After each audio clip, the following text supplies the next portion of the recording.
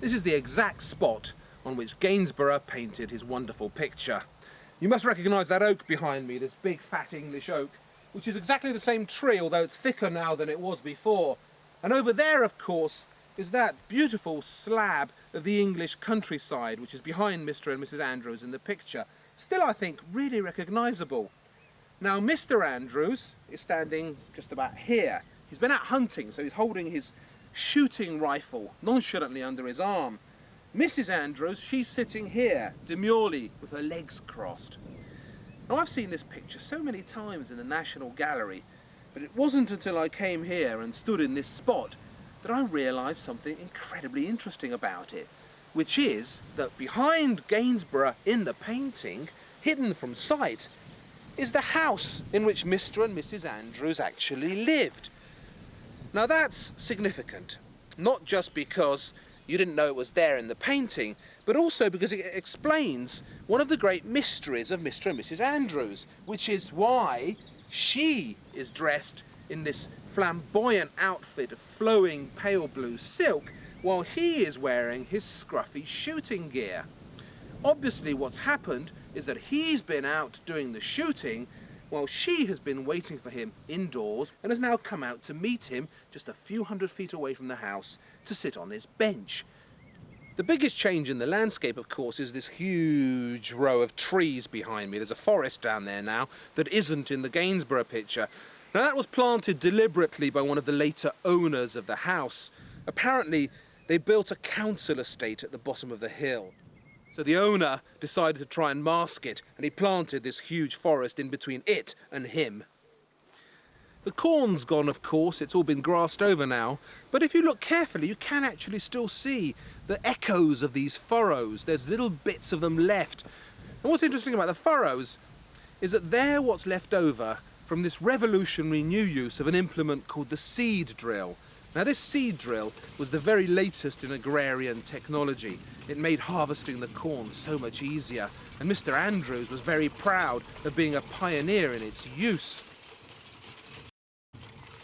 What the painting shows to me is the importance of the new farming methods to him, and it's a real statement that he's actually, a very wealthy, powerful landowner and really accepting all these new ideas. And it's sort of really, look at me, I'm so, really ahead of the game. People say that Gainsborough was having a go at the rural rich in this picture. I think that's right. He was. These are greedy people. They've snatched the land away from its rightful owners, and they're parading themselves in front of it, while Gainsborough disapproves. But there's something else going on here, something more personal. If Gainsborough really did go to school with Mr. Andrews, I think he rather liked him. Mr. Andrews is sympathetically painted. He's dim but nice, lounging around on his land with his gun and his dog. It's Mrs. Andrews who worries me. She's surely one of the least attractive women in Gainsborough's art. Uptight, clenched, stiff. She's only a teenager, 18 years old, but she already has the demeanour of a middle-aged rural harridan. And what is that on her lap, that unfinished blob of canvas? I think there's only one thing it can be. That must be a feather.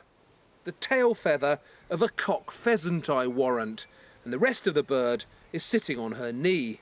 He's been out hunting, he's brought the bird back, she's got it on her lap, on a cloth, so that it doesn't bleed into her beautiful blue dress.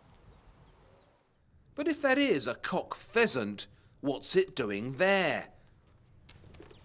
Is the dead bird an innocent avian corpse brought back from the morning's hunt and no more?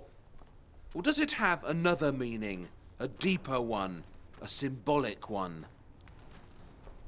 Gainsborough was a great admirer of Dutch art. And in Dutch art, you often find women, wenches, shopgirls, wives, holding up dead birds, cocks, snipe, duck. Look at this buxom butcher's maid. How fiercely she clutches that cock. Look at her unsmiling determination. Does it remind you of anyone?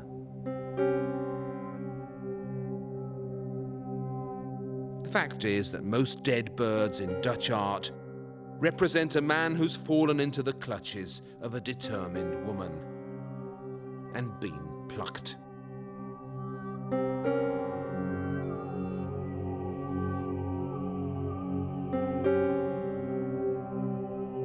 The bird in the hand of a buxom Dutch woman is invariably intended as a warning to us guys not to let ourselves be grabbed where it hurts.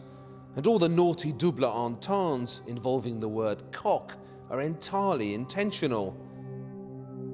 Gainsborough, a countryman, would have known all about these low country readings, and he would, I suggest, have been after just such a double entendre in his picture before it was censored.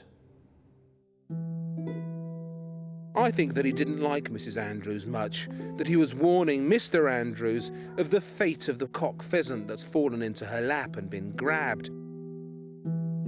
Just before this picture was finished, I think its secret meaning was spotted, and that Mrs. Andrews realised all too clearly how unflattering a portrait of her was being painted here. The picture was never finished because the sitters finally realised what Gainsborough was saying about them and didn't like it.